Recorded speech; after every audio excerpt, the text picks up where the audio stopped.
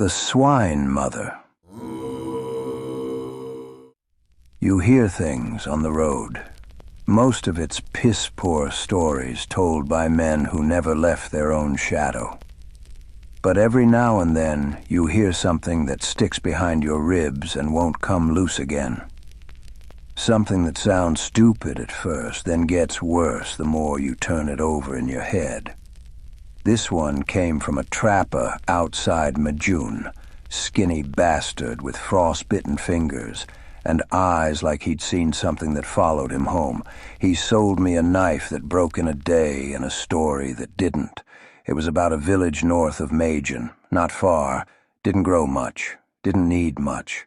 They raised a few goats and pigs, cut a little timber, and paid their taxes on time. Too out of the way for bandits, too poor for nobles to bother with. One of those quiet places that seem like they'll rot slowly forever. Nothing special about it. Except for the pig, not the monster. Not at first, just a piglet. Pink, squealing little thing the size of a boot.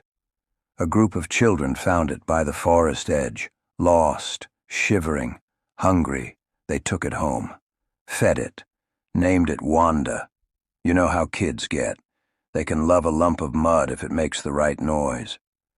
Wanda loved them back, followed them everywhere. Smart, too. Smarter than pigs ought to be. She'd nuzzle their hands, chase their heels, sleep in their laps. The whole village doted on her. They didn't have much else to smile about. Then the famine came. Crops blackened in the soil. Goats lay down and wouldn't get up again. The pigs died first, sickness running through them like a curse. Rain came too early, then not at all. The earth turned to rot. I've seen famine before. It doesn't kill all at once. It kills in layers. First the animals, then the weak, then whatever hope was left. The villagers starved. They boiled bark, ate shoes, ground meal from acorns. Didn't matter. But Wanda lived weeks past, and she stayed pink and plump, somehow untouched by the rot that took everything else. When all the other livestock were bones and skin, she was still there, rooting about, trotting after the children, healthy, alive. The villagers called it a miracle. Then they called it a sign. Then they called her goddess, a hog no bigger than your knee. People get strange when they're starving. They prayed to her, sang to her, built little shrines from driftwood and string.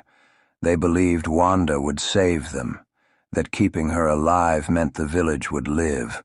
But she was still a pig, a hungry one. They had nothing left to feed her, so they forced her to eat what they had. Rotten seeds, spoiled grain, the corpses of dead goats.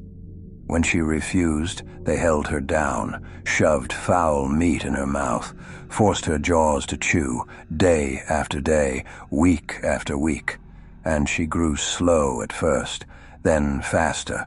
By the next year she was too big for the children to lift, too big for any of them to pet without using both hands. Her eyes changed, too. Black and wet and humanly alert, like she understood every word they whispered. They bred her. Or she bred herself. No boar remained, but she birthed litters anyway. Those piglets. Gods. The trapper said they weren't pigs. Twisted legs, split jaws, too many teeth. They squealed like they were born already dying, but the villagers were desperate. They ate them. Every litter, every freak little thing that crawled out of her. They praised Wanda for providing, then they fed her the dead ones. She didn't resist anymore. The taste had changed her. By the third year, she was the size of a wagon. By the fourth, she had broken through the sty wall and they built her a shed. By the fifth, she outgrew that too. Her skin hung in folds, thick as boiled leather, her teats dragging in the mud like sacks. The kids who once played with her now tended her like priests, offering scraps and prayers, and her hunger grew faster than she did. She screamed for food, day and night, a sound like a man being gutted, Long, awful, wailing squeals that carried across the valley. You could hear her from the fields, from the tree line, from the next ridge over. Wanda wasn't a pig anymore. She wasn't an animal at all. She was need endless, howling need wrapped in fat and teeth. And then they ran out of meat. No dead goats, no litters left, no scraps. So they turned on each other. At first it was quiet. A sick man who passed in the night. A grandmother who slipped. Villagers didn't ask questions. They just dragged the bodies to Wanda's pen and watched her eat. Then the killings got bolder. They held lotteries, stones in a bowl, white or black. Black meant you didn't see another morning. They said it was fair, that it kept Wanda alive, that she'd provide for them again once the famine ended. But you can't feed a god like that and expect to stay human. It didn't take long before they stopped pretending. Neighbors vanished, doors were kicked in, fights broke out every night. Desperate animal brawls where men bit and clawed and tore pieces off each other. Whoever fell fed the Swine Mother. Yes, Swine Mother. That's what they called her now, not Wanda. That name died when the children grew old enough to kill each other. She was bigger than a barn by then, bigger than any creature had right to be. Her tail was long and hairless, slapping through the mud like a whip. Her eyes bulged with a kind of pleading madness, always searching for the next offering. She screamed constantly, hungry, always hungry. The earth shook when she rooted in the dirt for blood. The village collapsed around her. Houses empty, animals long gone, fences shattered. Just the Swine Mother in the center, vast and heaving, and a ring of villagers too far gone to run. There weren't many of them left. They knelt around her in the mud, holding candles that guttered in the wind. They prayed with cracked voices, offering whatever they had left. Arms, fingers, newborns, anything. No one lasted long. When food ran thin, they turned on each other.